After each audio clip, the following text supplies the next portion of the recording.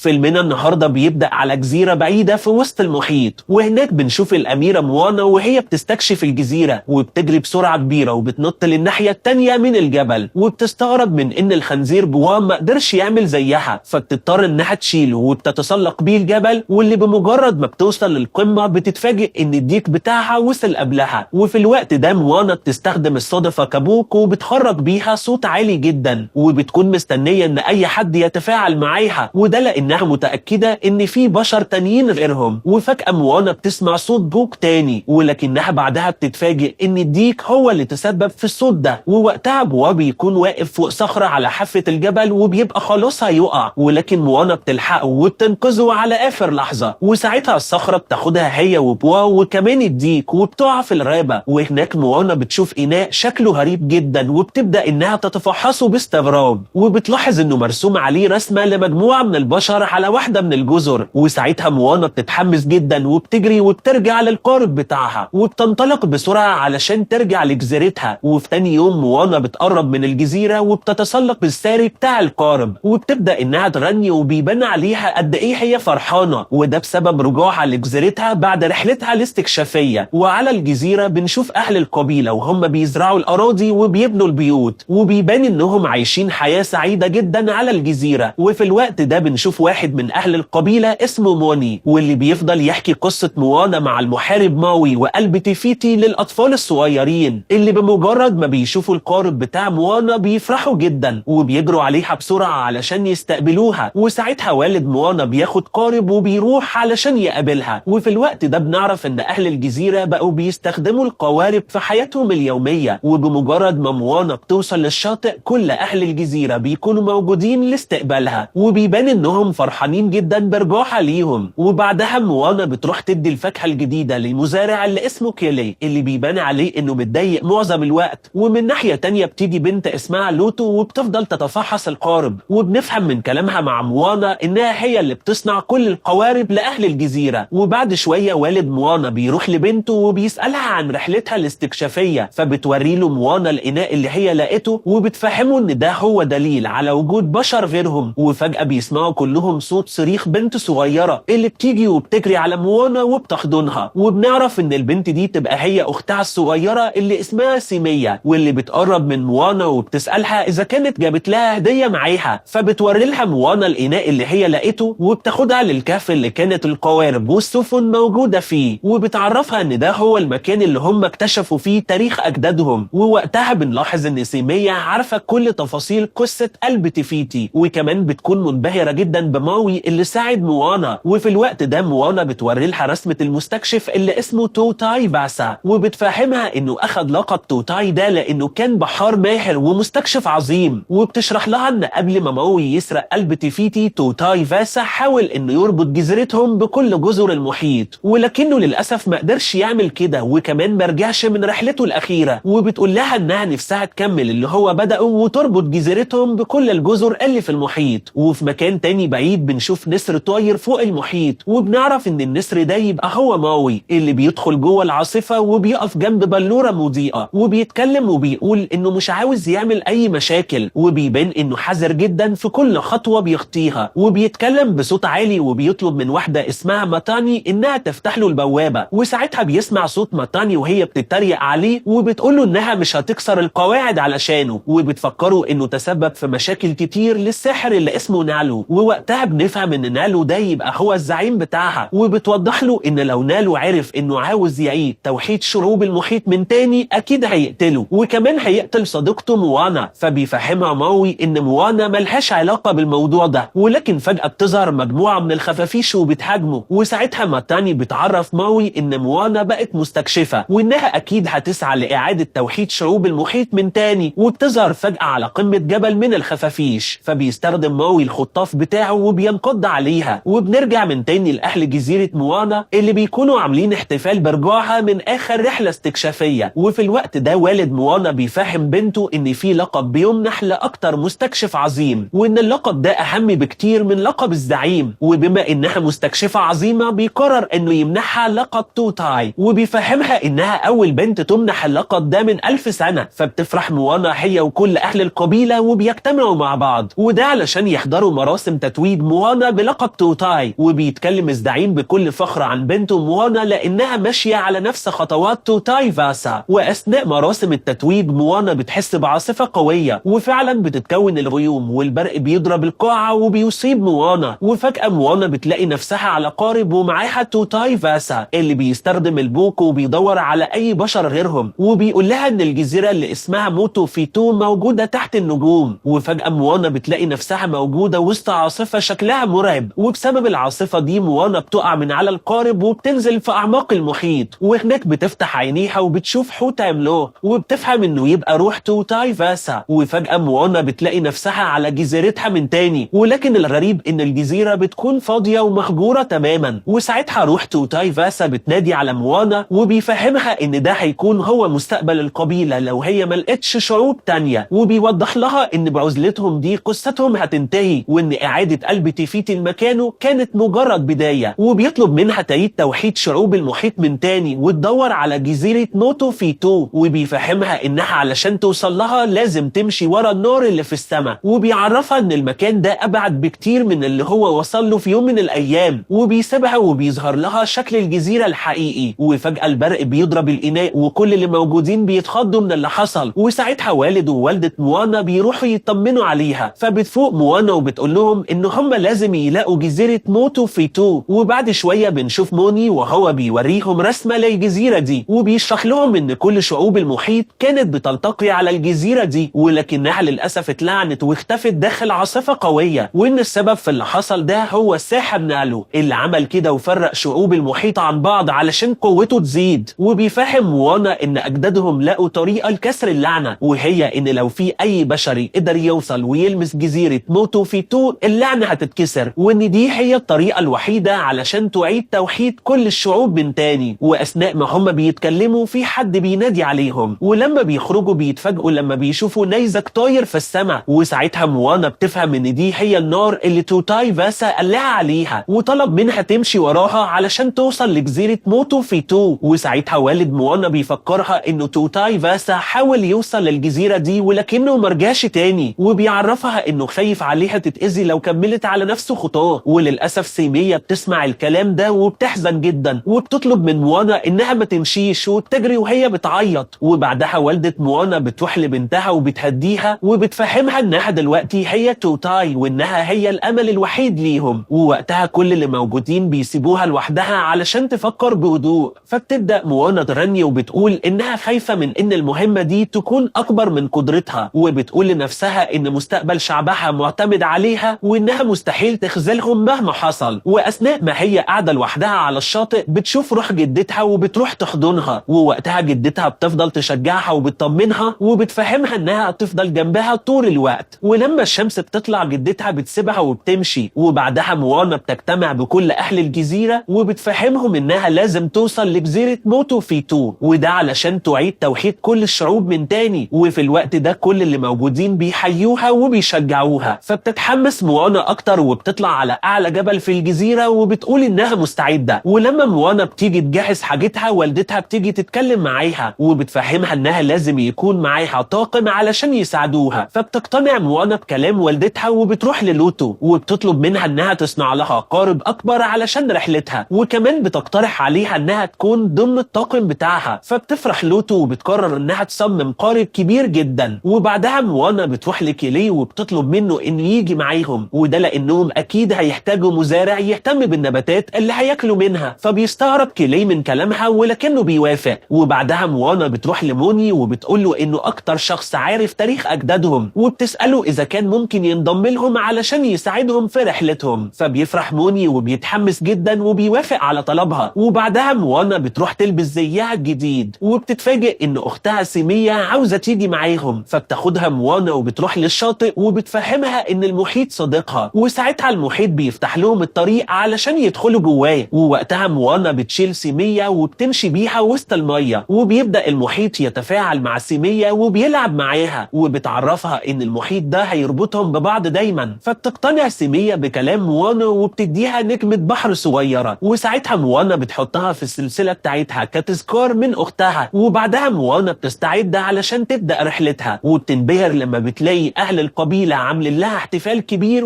يودعوها، فبتتأثر موانا وبتروح تخدم والدها ووالدتها وأختها. وبعدها موانا بتفرد الشراع وبتنطلق بالقارب هي والطاقم بتاعها اللي بيكونوا هما لوتو وموني وكيلي وجوا وكمان الديك. وبنروح بعدها الماوي وبنشوفه هو مقيد ومتعلق في الخطاف بتاعه، وبيقول لنفسه ان لو موانا هنا اكيد كانت هتساعده، ولكنه برضه بيقول لنفسه انه مش عاوز يعرضها للخطر، وده لان نالو بيكره البشر جدا. وبيبدأ ماوي انه يمسك الحبل باسنانه علشان يحرر نفسه، ولكن فجأة ماتاني بتيجي وبتفضل تتريق عليه. وبنرجع بعدها تاني لموانا والطاقم بتاعها اللي بيبان انهم فرحانين جدا بالرحلة دي، وبيمروا كلهم بمواقف غريبة كتير ولكنهم بيعدوا منها. واثناء ما هم ماشيين في طريقهم النيزك بينفجر قدامهم، فبيتصدموا كلهم وما بيكونوش عارفين ازاي هيكملوا طريقهم. وفجأة المحيط بيكرفهم لتيار مية قوي وبيسحب القارب بتاعهم، ولكنهم بعدها بيفرحوا لما بيشوفوا جزيرة بعيدة. وبمجرد ما بيقربوا من الجزيرة دي موانا بتكتشف انها سفن القراصنة اللي بيطبلوا وبيقربوا منهم بسرعة كبيرة، فبتستعد موانا وبتتأرجح بالحبال علشان تنطلق بالقارب. ولكن الغريب ان القراصنة ما بيهاجموهمش وبيعدوا من جنبهم بالسفن بتاعتهم. وساعتها موانا والطاقم بتاعها بيتصدموا لما بيشوفوا محار عملاق جدا، وبيفهموا ان المحار ده بيجري في السفن ليه علشان يدمرهم. وساعتها موانا بتجيلها فكرة مجنونة وبتستخدم الحبل اللي مربوط في سفن القراصنة وبتربطه في القارب، وبتنطلق وراهم بسرعة كبيرة، وبسبب مهارتها العالية بتقدر انها تعدي منهم. ولكن للأسف القراصنة بيبدأوا يهاجموهم بالأسهم المخدرة، فبتتصدى لهم موانا وبتقدر انها تتفاداهم بكل مهارة. ولكن في النهاية الطاقم كله بيتخدر بما فيهم موانا. ولحسن الحظ الديك بيفرد الشراع بتاع القارب، ووقتها زعيم القراصنة بيشوف رسمة جزيرة موتو في تو وبيفرح جدا، وبيخلي أتباعه يرحبوا بموانا والطاقم بتاعها، وبيبدأ انه يرسم لهم رسومات معينة. ووقتها موني بيفهم من الرسومات دي مكان جزيرة القراصنة اللي بتكون موجودة في نفس المحيط اللي فيه جزيرة موتو في تو، واللي من وقت ما اختفت وهم مش قادرين يرجعوا لجزيرتهم. وساعتها موانا بتفهم ان القراصنة مش اشرار زي ما هي كانت متخيلة، وبتتأكد انها لو ساعدتهم في هزيمة المحار العملاق اكيد هم كمان هيساعدوها في الوصول لجزيرة موتو في تو. ولحسن الحظ لوتو بتجيلها فكرة مجنونة وبتقول لهم انهم لو قدروا يخدروا المركز العصبي للمحار العملاق هيغرق في المحيط. وساعتها موانا بتعجبها الفكرة دي، وكمان زعيم القراصنة بيطلب منها تنفذها. وبعد شوية موانا والطاقم بتاعها بيتحركوا وبيرجعوا للقارب بتاعهم من تاني، وبيجي واحد من القراصنة وبيديهم رمح موجود عليه المادة المخدرة. وبتنطلق موانا بالقارب بتاعها وبتروح ناحية المحار العملاق، وبيكون القارب بتاع موانا مربوط بحبل في سفن القراصنة، وبيفضلوا كلهم يقربوا بالقارب لحد ما بيدخلوا جوه المحار وبيدوروا على المركز العصبي. ولحسن الحظ بيقدروا انهم يلاقوه بمنتهى السهولة. ولكن فجأة تيار المية بيجرفهم والرمح بيقع من ايد موانا، وللأسف سفن القراصنة بتبدأ تتسحب هي كمان بسبب التيار القوي. ووقتها موانا والطاقم بتاعها بيكونوا خلاص هيقعوا جوه المحار. وفي الوقت ده بيجي واحد من القراصنة اسمه كاكامورا بالرمح المخدر، وبيصيب المركز العصبي للمحار اللي بيتخدر وبيبدأ انه يقفل عليهم. والمصيبة ان سفينة القراصنة بتبدأ انها تتسحب معاهم، وساعتها موانا بتمسك في الحبل علشان يقدروا يخرجوا. ولما كاكامورا بيشوف ان اهله في خطر بيودع الزعيم وبيقطع الحبل، وبيقع مع موانا والطاقم بتاعها في قلب المحار العملاق اللي بياخدهم وبيغرق. ووقتها موانا بتصرخ بصوت عالي وبتترعب هي والطاقم بتاعها، وساعتها تيار المية بيسحبهم بسرعة كبيرة، وللأسف موانا بتتفرق عنهم. وبعد شوية القارب بيقع في مكان موجود فيه حيطان سفن وهياكل عظمية كتير. وساعتها لوتو وموني وكيلي بيتخضوا لما بيظهر لهم وحش شكله مرعب جدا، ولكن وقتها كاكامورا بيتدخل وبيخدر الوحش وبينقذهم. وفي الوقت ده الأرض بتنهار وبيبقوا في مكان تاني، ولحسن الحظ بيكون هو ده المكان اللي ماوي محبوس فيه. وبيكونوا كلهم فرحانين بماوي اللي بيكون لسه مقيد، وبيستخدم الحبل وبيوقع الخطاف بتاعه وبيتحول لحشرة ومن بعدها لنسر، وبعدها بيرجع لشكله الطبيعي. وبمجرد ما ماوي بيشوف الديك بيعرف ان موانا كانت معاهم، وبيفهم انها اكيد في خطر دلوقتي. وبنروح بعدها لموانا اللي بتفوق وبتلاقي نفسها حاضنة خفاش، وبتفضل تضربه بالمكداف بتاعها علشان تتخلص منه. وفجأة بتيجي مجموعة من الخفافيش وبتهاجمها، وبتظهر لها ماتاني وبتطلب منها تهدى وبتعرفها على نفسها، وبتقول لها انها حارسة المحار العملاق، وبتفهمها انها عاوزة تساعدها في كسر لعنة نالو، وكمان توصلها لجزيرة موتو في تو تو علشان تعيد توحيد الشعوب من تاني. فبتستغرب موانا من انها عاوزة تساعدها وبتسألها اذا كانت هي عارفة الطريق لجزيرة موتو في تو. فبتاخدها ماتاني على القارب بتاعها وبتبدأ تتكلم معاها وبتفهمها ان المستكشف الحقيقي ما بيكونش عارف الطريق، وبتوضح لها انها عاوزة تساعدها لان نالو هو اللي حبسها في المحار العملاق ده، وان بكسر اللعنة دي جزيرة موتوفيتو هي كمان هتتحرر. وبتقرب ماتاني من موانا وبتقول لها ان دايما في طريق تاني علشان تكمل رحلتها، وبتبدأ المية تجري في القارب وماتاني بتفضل تشجع موانا وبتوضح لها ان رحلتها لسه فيها مغامرات كتير، وبتطلب منها انها تعيش حياتها بثقة وبحرية. وبتاخد موانا معاها وبيفضلوا يتنقلوا جوه المحار العملاق، وبتكرر كلامها لموانا وبتطلب منها تفضل فاكرة ان دايما في طريق تاني. وساعتها موانا بتثق في كلام ماتاني وبتتحمس جدا، وبعد شوية بتقع وسط البلورة السحرية اللي بيكون شكلها جميل جدا. وهناك موانا بتكتشف ان البلورة دي عبارة عن بوابة عملاقة، وبتيجي ماتاني وبتفهمها ان البوابة دي عبارة عن طريق سحري، وان الطريق ده هيختصر عليها الوقت علشان توصل لجزيرة موتو في تو. وفجأة ماوي ولوتو وموني وكالي بيوصلوا للمكان، وفي الوقت ده موانا بتبدأ ترقص بشكل معين وبتقدر انها تفتح البوابة. وساعتها ماوي بيكون منبهر جدا من اللي حصل، وفجأة في دوامة بتتكون وبتسحب القارب وكمان الطاقم. ووقتها ماوي بيفهم ان ماتاني بتحاول تساعدهم، وبعدها الدوامة بتقرب منه وبتسحبه هو كمان. اما موانا فبتشكر ماتاني وبتودعها وبتنط في البوابة اللي بتاخدها وبتقفل تاني. وبعدها موانا بتقع في القارب وبيبان على لوتو وموني وكيلي انهم فرحانين جدا باللي حصل وكمان بالطريق السحري اللي هم ماشيين فيه. وساعتها موانا بتحضن ماوي وهي فرحانة لانها شافته من تاني. وفي الوقت ده ماوي بيشرح لها ان نالو خفى جزيرة موتو في تو جوه عاصفة مميتة، وبعدها غرقها كلها في محيط ملعون، وبيعرفها انه لو ما قدروش يكسروا اللعنة اكيد هيموتوا، وعلشان كده هو ما كانش عاوزها تيجي معاه من البداية، وده لان المهمة دي اخطر من ما هي متخيلة. وفجأة الطريق السحري بيخرجهم للمحيط من تاني، ووقتها موانا بتكون متفائلة وبتحاول انها تطمن لوتو وموني وكيليا علشان ما يخافوش، وبتفهم ماوي انه لما هيسحب الجزيرة من المحيط وهي هتلمسها اللعنة هتتكسر، وبكده هيكونوا قدروا يعيدوا توحيد شعوب المحيط من تاني. ولكن وقتها موانا بتتفاجئ ان المحيط اللي هي عارفاه ما بقاش موجود، وده بسبب ان المحيط اللي هم فيه ده هو الجزء الملعون. وفجأة موانا بتشوف ضوء جاي عليهم من بعيد، وبتتفاجئ ان ده وحش بحري جاي علشان يقتلهم. وقبل ما الوحش ده يهاجمهم كاكامورا بيصيبه بسهم مخدر، ولكن للأسف السهم ده ما بيأثرش فيه، فبيستخدم ماوي الخطاف بتاعه وبيهاجمه وبيهزمه. ولكنهم بعدها بيتفاجئوا بمجموعة كبيرة من الوحوش اللي بتقرب منهم وبتهاجمهم وبتحاول انها تدمر القارب. وفي الوقت ده ماوي بيتحول لقرش وبيهاجم 2 منهم، ولكن الوحوش دي بيكون عددهم كبير جدا، وما بتكونش موانا قادرة انها تسيطر على القارب علشان تغير اتجاهه. وللأسف موني بيقع في المحيط وبيجي واحد من الوحوش وبينقض عليه وبيهاجمه، فبينطلق ماوي وبينزل وراه علشان ينقذه. اما موانا فبتحاول انها توجه القارب بعيد عن الوحوش اللي بتستمر في مهاجمتهم وتدمير القارب بتاعهم. وقبل ما واحد من الوحوش ينقض عليهم بيظهر ضوء الشمس، وساعتها الوحوش بتخاف وبتهرب بسرعة من المكان. ولحسن الحظ ماوي بيقدر انه ينقذ موني من الغرق، ولكنه بيكون مصدوم ومرعوب جدا من اللي حصل. وبعد شوية بيشوفوا جزيرة صغيرة وبيروحوا لها، وهناك بيبان على موانا انها متضايقة جدا من اللي حصل، وده لان القارب اتدمر وكمان لانها عرضت حياة الطاقم بتاعها للخطر. وفجأة لوتو بتنادي على موانا وبتطلب منها انها تيجي، ولما موانا بتروح لها بتتفاجئ لما بتشوف قارب توتاي فاسا على نفس الجزيرة. وساعتها ماوي بيفكر موانا انه حاول يوضح لها انهم مش هيقدروا ينفذوا المهمة دي، وبالرغم من كده هو فضل معاها وواثق فيها. فبتحزن موانا وبتسيبه وبتمشي وبتروح تقعد لوحدها على الشاطئ، وبتكون حاسة بالحزن الشديد بسبب اللي حصل. ولكن بعدها ماوي بيروح لها وبيفضل يواسيها وبيعرفها انهم لو تعاونوا مع بعض اكيد هيقدروا يكسروا اللعنة، وبيفضل يطمنها ويشجعها وبيقول لها انه كان فاقد الامل في البداية، ولكنها هي اللي شجعته وخلته يقف من تاني، وان ده هو الوقت اللي لازم يشجعها فيه ويخليها ترجع تثق في نفسها. وبيقول لها انه واثق في قدرتها على كسر اللعنة، وانها كمان هتصنع التاريخ وهتكون اعظم بشرية على الاطلاق. فبتفرح موانا وبتتحمس جدا من كلام ماوي، وبتقرر انها تروح تشجع الطاقم بتاعها. ولما موانا بتوصل لهم بتتفاجئ ان لوتو وموني وكيلي يصلحوا القارب، وده بفضل الأجزاء اللي أخدوها من قارب توتاي فاسا. فبتفرح موانا وبتشكرهم وبتأكد لهم إنهم لازم يكسروا اللعنة مهما حصل. وساعتها ماوي بيشرح لهم الخطة اللي بتكون عبارة عن إنهم هيوصلوا لقلب العاصفة، وإنه وقتها هيسحب جزيرة موتو فيتو باستخدام الخطاف بتاعه، وإنهم بمجرد ما هيلمسوها هيكونوا كسروا اللعنة. فبيتحمسوا كلهم وبيتشجعوا وبينطلقوا بالقارب في اتجاه العاصفة، اللي بمجرد ما بيقربوا منها لونها بيتغير وحجمها بيكبر، وبيخرج منها عواصف كتير صغيرة مشحونة بالبرق اللي بيضرب المحيط وبيكون موجة عملاقة. فبتستعد موانا هي والطاقم بتاعها، وبيروح موني يوجه القارب ناحية الموجة دي. أما ماوي فبيتحول لنسر وبيروح للعواصف وبيبدأ إنه يدمرهم واحدة ورا التانية. ووقتها موانا ولوتو وكيلي بيسحبوا الساري وبيوجهوا القارب، وبيقدروا إنهم يعدوا من الموجة العملاقة. ولكن للأسف بتظهر عاصفة مشحونة بالبرق وبتتجه ناحيتهم، واللي قبل ما توصل لهم ماوي بيقطعها على آخر لحظة. وساعتها بتيجي عاصفة تانية وبتتجه ناحية القارب، فبتحاول موانا إنها تغير اتجاهه علشان يبعدوا عنها، ولكن للأسف العاصفة بتقرب منهم أكتر. وعلى آخر لحظة ماوي بيتدخل وبيدمر العاصفة وبيقع على القارب، وبيبان عليه إنه فرحان جدا لأنه دمر كل العواصف. وفجأة بتتكون عواصف جديدة وبيتصدم ماوي هو واللي معاه أول ما بيشوفوها، وده ما عدا موانا اللي بتجيلها فكرة مجنونة وبتقول إن نالو بيهاجم البشر بس، وإنهم لازم يستغلوا الفرصة دي. وبتفهم الطاقم بتاعها إنهم هيشتتوا نالو، وفي نفس الوقت ده ماوي هيستغل الفرصة وهيروح يسحب جزيرة موتو فيتو. وساعتها لوتو بتجيلها فكرة وبتقترح إنهم يقطعوا الساري، وده علشان يحولوه لمظلة، وبكده هيتحركوا بشكل أسرع. وبالرغم من إن ماوي بيكون خايف على موانا، إلا إنه بيقرر ينفذ خطتها وبيفكرها إنها لازم تلمس الجزيرة وإلا اللعنة مش هتتكسر. وبعدها بيتحول لنسر وبينطلق بسرعة وبيعدي من العاصفة. أما لوتو فبتكسر الساري وبتحوله لمظلة فعلا، وساعتها القارب بيتحرك بسرعة كبيرة جدا وبيعدوا من العاصفة هم كمان. وفي اللحظة دي ماوي بيعدي من وسط الرياح الشديدة وبيوصل لمركز العاصفة، وبمجرد ما بيشوف الجزيرة بيرجع لشكله البشري وبيرمي الخطاف عليها وبيبدأ إنه يسحبها بكل قوته. والمفاجأة إن الجزيرة بتبدأ تتسحب فعلا، وبنرجع تاني لموانا والطاقم بتاعها وبنشوفهم وهم بيحاولوا إنهم يتحكموا في القارب، وبيتفادوا العواصف اللي بتهاجمهم وبيتجهوا ناحية ماوي علشان يلمسوا الجزيرة أول ما تخرج. ولكن للأسف البرق بيصيب ماوي وبيقطع الحبل، وبالرغم من كده ماوي بيقدر إنه يمسك الحبل من تاني على آخر لحظة. وبسبب البرق ده بتتكون موجة تانية عملاقة، والمفاجأة إن موانا والطاقم بتاعها بيقدروا إنهم يعدوا منها. ومن ناحية تانية ماوي بيكون فرحان لأنهم قربوا منه، وبيبدأ إنه يسحب جزيرة موتو فيتو بكل قوته. ولكن للأسف البرق بيصيبه وبيحاصره من كل مكان، وبالرغم من قوة البرق المهولة ماوي بيرفض الاستسلام، وده بيتسبب في إن كل الوشوم اللي على جسمه تتمسح لحد ما بيفقد الوعي. وفجأة بيحصل انفجار كبير بيقلب القارب وبيدمره، وكمان موني بيقع في المحيط من تاني. وفي الوقت ده موانا بتساعد الطاقم بتاعها وبتطلعهم على حطام القارب. وبالرغم من كل اللي حصل ده موانا بترفض الاستسلام، وبتفضل تفكر ازاي هتقدر تكسر اللعنة، وبتفتكر نصيحة ماتاني وهي ان دايما في طريق تاني. وبتروح موانا تقف على الساري وبتنط في المحيط وبتغوص بسرعة كبيرة وهي بتتفادى البرق اللي بيهاجمها، وبتتجه ناحية جزيرة موتو فيتو اللي غرقانة في القاع. وفي اللحظة دي موني ولوتو بيشوفوا ماوي وهو فاقد الوعي، وساعتها كيلي بينط في المحيط وبيروح ينقذه وبيطلعه على القارب. وفجأة البرق بيضرب المحيط وبيقرب من موانا اللي بتكون على وشك انها تلمس جزيرة موتو فيتو. وفي نفس اللحظة اللي ايديها بتلمس فيها الجزيرة البرق بيصيبها، ولكن فجأة العاصفة بتختفي واللعنة بتتكسر والشمس بتطلع من تاني. وبمجرد ما ماوي بيفوق بينط بسرعة في المحيط وبيغوص وبيروح لموانا اللي بتكون فاقدة الوعي وعلى وشك الموت. وفجأة بتتكون فقاعة من الهواء حوالين ماوي وهو شايل موانا، ووقتها بيبان على ماوي انه حزين جدا وبيفضل يعيط وبيتمنى انها ما تموتش، وبيبدأ انه يغني بحزن شديد وهو ماسك ايديها. وساعتها بيظهر له روح توتاي فاسا وبيغني معاه، وكمان بتظهر كل ارواح اجداد موانا وبتنضم لهم في الغنى. وفي الوقت ده روح جدة موانا بتقرب منها وبتمسك ايديها، وبتتحد كل الارواح مع بعض وكل واحد بيمسك ايد التاني وبيكونوا شكل معين وبيمدوا موانا بالطاقة. وساعتها بيظهر وشم لجزيرة موتو فيتو على ايد موانا اللي بتفتح عينيها فجأة وبتفوق وبتفرح لما بتشوف كل ارواح اجدادها اللي ماتوا. وكمان الخطاف بيرجع لماوي هو وكل الوشوم بتاعته، والمفاجأة ان المكداف بتاع موانا بيرجع لها وبيترسم عليه وشوم هو كمان، وبيبقى مكداف سحري. وبعدها روح جدة موانا بتودعها وبتختفي هي وكل ارواح اجدادها. وفي الوقت ده ماوي بينطلق وبيرمي الخطاف بتاعه على جزيرة موتو فيتو، وبيستخدم كل قوته وبيسحبها من قاع المحيط. وساعتها موانا بتكون على قمة الجزيرة اللي بتخرج من المحيط بشكل مبهر جدا. وبمجرد ما موانا بتنفخ في البوق